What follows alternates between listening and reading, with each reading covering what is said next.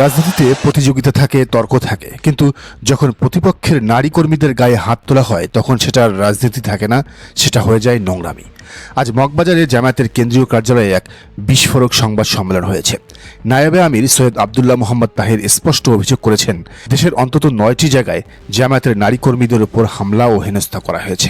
নারীদের উপরে এই অত্যাচারের এবং নারীদের কাজে বাধা দেওয়ার এবং হামলার প্রতিবাদে আমরা কারা করছে? অভিযোগের তীর প্রধান প্রতিপক্ষ বা বিএনপির দিকে। নির্বাচন যত ঘনিয়ে আসছে বিএনপির মুখোশ তত খসে পড়ছে। তারা মাঠে পুরুষদের সাথে পারছে না, তাই এখন নারীদের টার্গেট করেছে। আজকের প্রথম পর্বে আমরা দেখব কোথায় কোথায় এই হামলা হয়েছে এবং জামায়াত এর প্রতিবাদে কি ঘোষণা দিল। হামলার জবাব লাঠি দিয়ে নয়, জামায়াত দিচ্ছে শোডাউন দিয়ে। সৈয়দ আবদুল্লাহ মোহাম্মদ তাহের ঘোষণা দিয়েছেন, আগামী 31 জানুয়ারি সকাল 10:30টায় রাজধানীর ঐতিহাসিক সোহরাওয়ার্দী উদ্যানে জামায়াতের নারী বিভাগের মহাসমাবেশ হবে।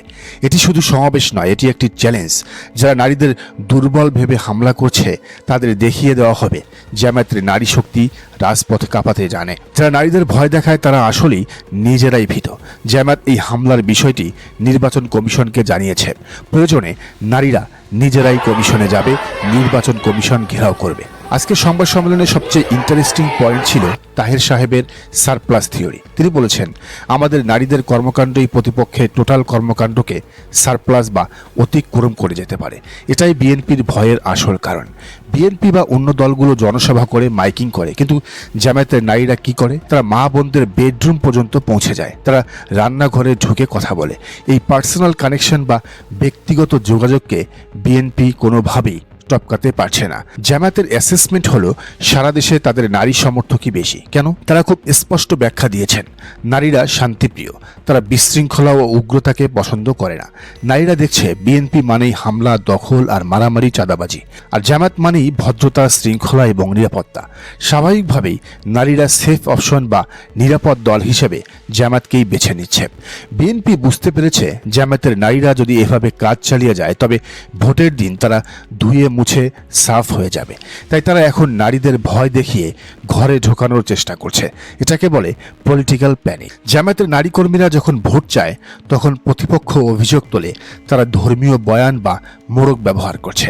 আজ তাহের সাহেব এর দাঁত ভাঙ্গা জবাব দিয়েছেন। তিনি বলেছেন, জামায়াত একটি রাজনৈতিক ধর্মীয় দল, আমরা ইসলামী আদর্শের কথা বলবো, এটাই স্বাভাবিক, এখানে মোড়কের কিছু নেই। লজিকটা দেখুন। 1, কমিউনিস্ট পার্টি ভোট চাইলে কমিউনিজমের কথা বলে। 2, বিএনপি ভোট চাইলে জিয়াউর রহমানের আদর্শের কথা বলে। 3, আওয়ামী লীগ ভোট চাইলে মুজিববাদের কথা বলে। তাহলে জামায়াত ভোট চাইলে ইসলামের কথা বললে দোষটা কোথায়? এটা কি দ্বিচারিতা নয়? জামায়াত নেতারা বলছেন, আনফর্চুনেটলি যারা বেশি বেশি করে চিৎকার করে নারী অধিকার ও স্বাধীনতার কথা বলে তারাই এখন শুধু রাজনৈতিক কারণে হামলা করছে। কোথায় আজ সেই ফেমিনিস্টরা? কোথায় সেই সুশীল সমাজ? জামায়াতের নারীদের ওপর হামলা হলে কি নারীর অধিকার লঙ্ঘিত হয় না? এই হিপোক্রেসি আজ জনগণের সামনে উন্মোচিত।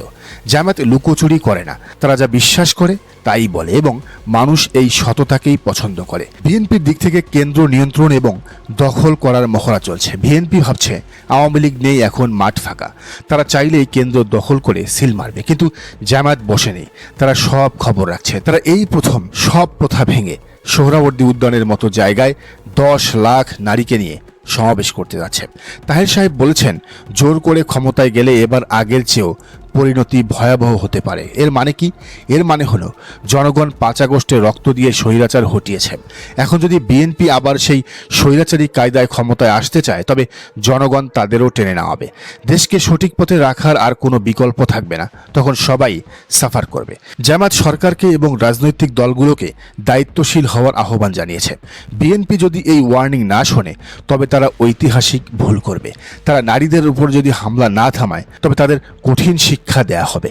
অনেকে মনে করে বা অপপ্রচার চালায় জামায়াতে নারীদের গুরুত্ব কম, কিন্তু জামায়াত নেতারা বলছেন 31 তারিখের সমাবেশ সেই ভুল ধারণা ভেঙে দেবে। জামায়াত নারীদের শুধু ভোটার ভাবে না, তাদের কি প্লেয়ার বা প্রধান চালিকা শক্তি মনে করে। সোহরাওয়ার্দী উদ্যান সেদিন নারীদের স্লোগানে স্লোগানে প্রকম্পিত হবে। জামায়াত বলে, নারীদের সম্মান এবং নিরাপত্তা রক্ষার দায়িত্ব পুরুষসহ আমাদের সকলের। বিএনপি যখন হামলা করে জামায়াত তখন তাদের প্রোটেকশন দেয়। 31 তারিখের সমাবেশ প্রমাণ করবে পারবে কারা নারী বান্ধব আর কারা নারী বিদ্বেষী। আজকের এই মেগা বিশ্লেষণের শেষ কথা, বিএনপির হামলা প্রমাণ করে তারা জামায়াতের নারীদের ভয় পায়, আর জামায়াতের 31 জানুয়ারি সোহরাওয়ার্দী উদ্যানে নারী সমাবেশের ঘোষণা প্রমাণ করে তারা বিএনপির এই গুন্ডামি থামানোর জন্য প্রস্তুত। নারীরা এবার ঠিক করবে বাংলাদেশের গদিকার। বিএনপিকে বলছে, আগুন নিয়ে খেলবেন না।